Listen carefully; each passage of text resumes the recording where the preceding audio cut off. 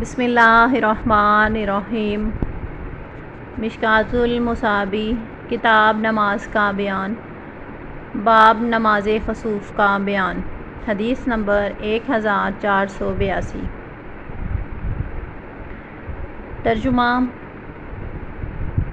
حضرت عبداللہ بن عباس رضی اللہ تعالیٰ عنہ بیان کرتے ہیں، رسول اللہ صلی اللہ علیہ وسلم کے دور میں سورج گرہن ہوا تو رسول اللہ صلی اللہ علیہ وسلم نے صحابہ اکرام کے ساتھ نماز پڑھی تو آپ نے تقریباً سورۃ البقرہ کی قرأت کے برابر طویل قیام فرمایا، پھر طویل رکوع فرمایا، پھر کھڑے ہوئے تو آپ نے طویل قیام فرمایا لیکن وہ پہلے قیام سے کم تھا، پھر آپ نے طویل رکوع فرمایا لیکن یہ پہلے رکوع سے کم تھا، پھر کھڑے ہوئے، پھر سجدہ کیا، پھر کھڑے ہوئے تو آپ نے طویل قیام فرمایا جبکہ وہ پہلے قیام سے کم تھا، پھر طویل رکوع فرمایا لیکن وہ پہلے رکوع سے کم تھا، پھر کھڑے ہوئے تو طویل قیام فرمایا لیکن وہ پہلے قیام سے کم تھا، پھر طویل رکوع فرمایا لیکن وہ پہلے رکوع سے کم تھا، پھر سجدہ کیا، پھر جب نماز سے فارغ ہوئے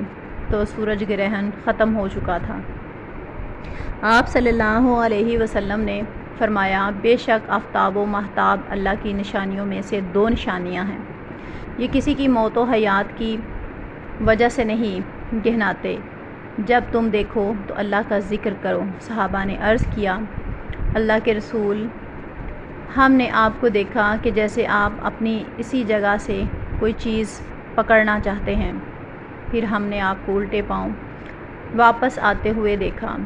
آپ نے فرمایا، میں نے جنت دیکھی، میں نے اس سے انگوروں کا گچھا لینا چاہا، اگر میں اسے لے لیتا تو تم رہتی دنیا تک اسے کھاتے رہتے، اور میں نے جہنم دیکھی، میں نے آج کے دن کی طرح کا خوفناک منظر کبھی نہیں دیکھا، اور میں نے وہاں اکثریت عورتوں کی دیکھی۔ صحابہ نے عرض کیا، اللہ کے رسول، یہ کیوں؟ آپ صلی اللہ علیہ وسلم نے فرمایا، ان کی ناشکری کی وجہ سے۔ عرض کیا گیا، کیا وہ اللہ کی ناشکری کرتی ہیں؟ فرمایا، شوہر کی ناشکری کرتی ہیں،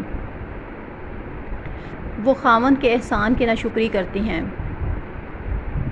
اگر تم نے ان میں سے کسی سے زندگی بھر حسن سلوک کیا ہو، پھر اگر وہ تمہاری طرف سے کوئی ناگوار بات دیکھ لیں تو وہ کہیں گی، میں نے تو تمہاری طرف سے کبھی کوئی خیر دیکھی ہی نہیں۔